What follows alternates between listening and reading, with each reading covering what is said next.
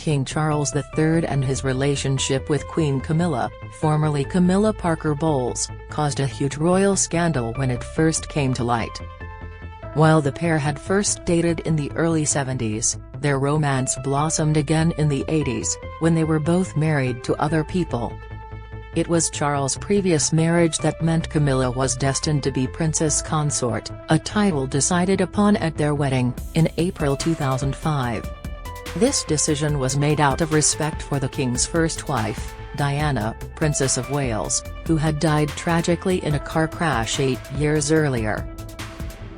However, earlier this year, Queen Elizabeth II expressed her sincere wish for her daughter-in-law to be named Queen, meaning that following her passing, Charles immediately inherited the throne and Camilla automatically became Queen Consort.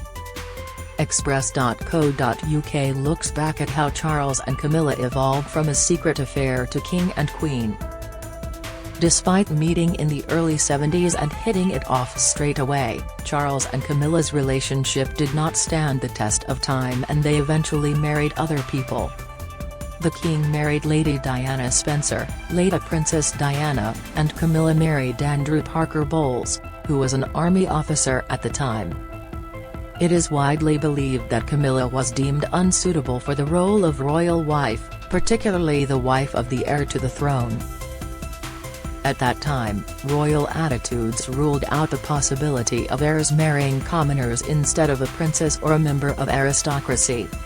Read more. Counselor of State, why are Andrew and Harry still named stand-ins for the king? King Charles and Queen Camilla's relationship started as a secret love affair. Image, Getty Images. Charles and Camilla's relationship began in the 70s. Image, Getty Images. Archie and Lilibet not going to get royal titles as King Charles avoids referencing them. Meghan Markle and Prince Harry's children could not take on the titles of Prince and Princess, it has been claimed. Why not? Find out here. Both Charles and Camilla had 2 children. The King and Diana had 2 sons, Prince William and Prince Harry, while Camilla and Andrew had a son, Tom, and a daughter, Laura. But their marriages proved unsuccessful, with all parties engaging in extramarital affairs. Perhaps most famous was the affair between Charles and Camilla, whose romance was blamed for the gradual breakdown of the then Prince and Princess of Wales relationship. A flurry of royal scandals saw leaked audio of their intimate conversations, an explosive memoir detailing the princess' jealousy and Diana's infamous quote, "There were 3 of us in this marriage." Their affair became public in 1992 following the publication of the so-called Camillagate tapes, secretly recorded tapes of their pillow talk during which Charles famously said he wished he could be her tampon. Charles and Diana got married in Westminster Abbey on July 29, 1981. Image, Getty Images. Camilla married Andrew Parker Bowles and the pair had 2 children. Image, Getty Images. Camilla took on the role of villain in this royal soap drama, acquiring the label, "the most hated woman in Britain." She was vilified as the homewrecker who shattered Britain's fairy tale royal romance and was treated with disdain by both the press and the public. These feelings were heightened after the death of Diana, with the cruel treatment of Camilla suggesting that some blamed her for the prince's untimely death. Aware of the public sentiment, Charles and Camilla kept a low profile and gradually began to appear together in public, with their first joint appearance coming 2 years after Diana's death. A PR push, nicknamed Operation PB, was carefully choreographed by the then prince's advisors to make the couple's relationship appear appropriate and improve public perception of Camilla.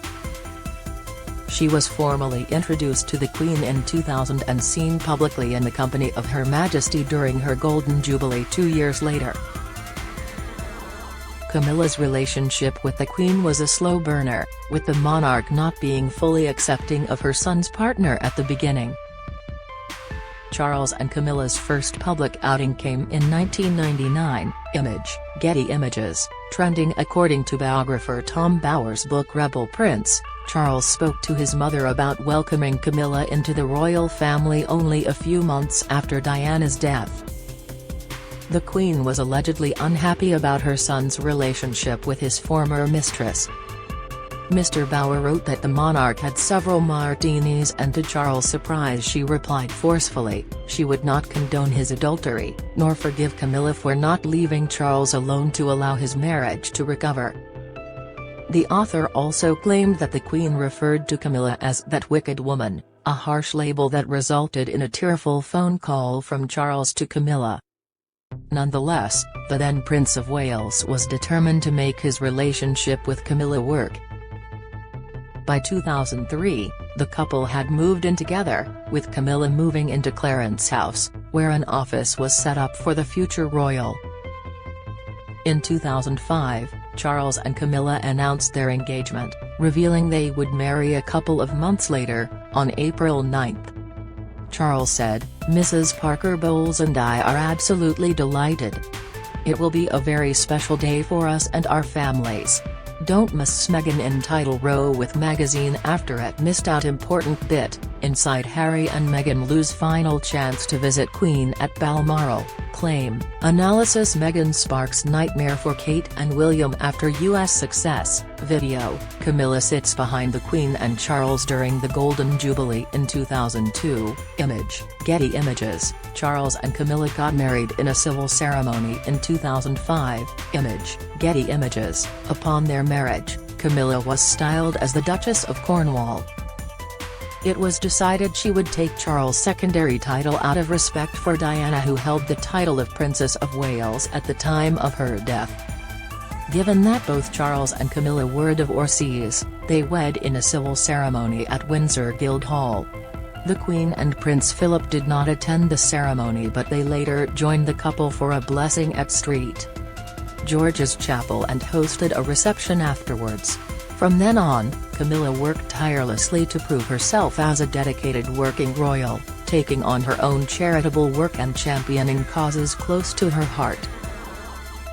She also accompanied her husband on several engagements, proving herself as a deserving consort to the future king. While Camilla has rarely spoken about her and Charles' affair, she has opened up about how difficult it was to deal with the public scrutiny she faced as the prince's mistress. In 2017, she told You magazine, "I couldn't really go anywhere.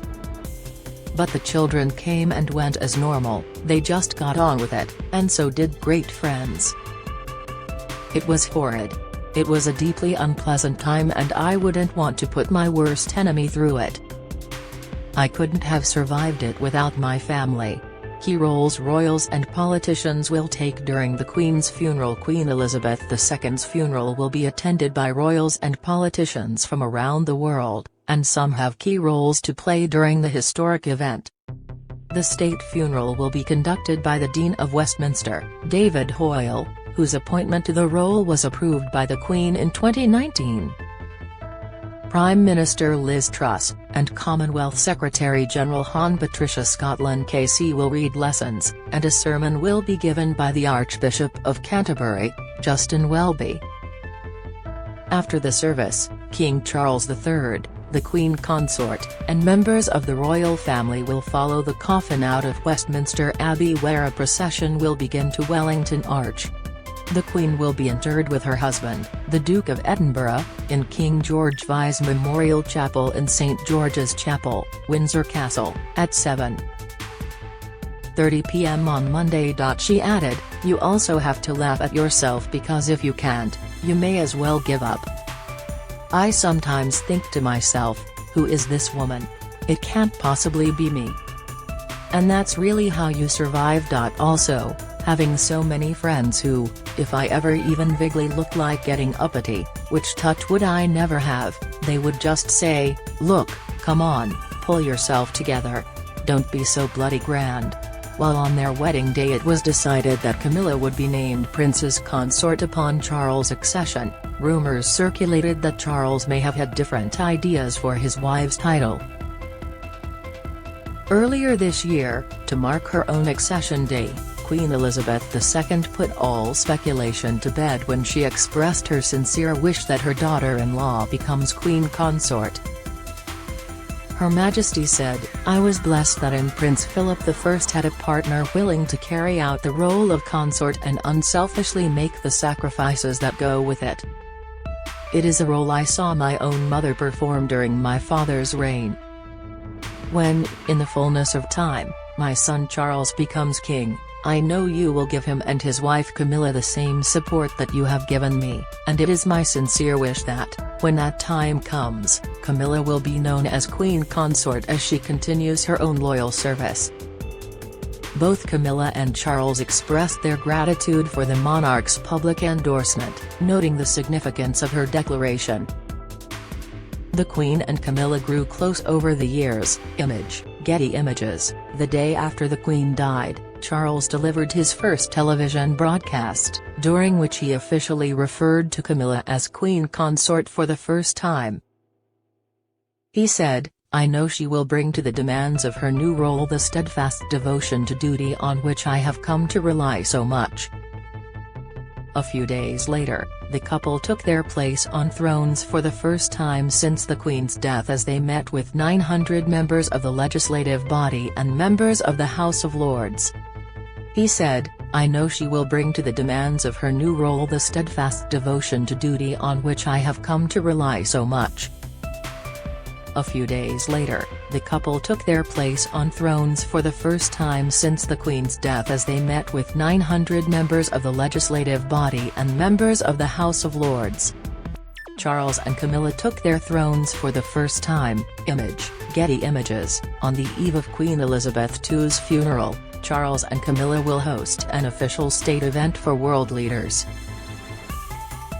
Among guests expected to attend are over 30 members of overseas royalty, such as King Philippe and Queen Matilda of Belgium and Prince Albert and Princess Charlene of Monaco, as well as US President Joe Biden and French President Emmanuel Macron. The new King and Queen will then lead members of the royal family at the funeral, on Monday, September 19, which will see foreign leaders, dignitaries and other royals gather in their masses to mourn the monarch. Following a procession from Westminster Abbey to Wellington Arch, and a journey to St. George's Chapel, a private committal service will be held during which Charles, Camilla and other members of the Queen's family can say their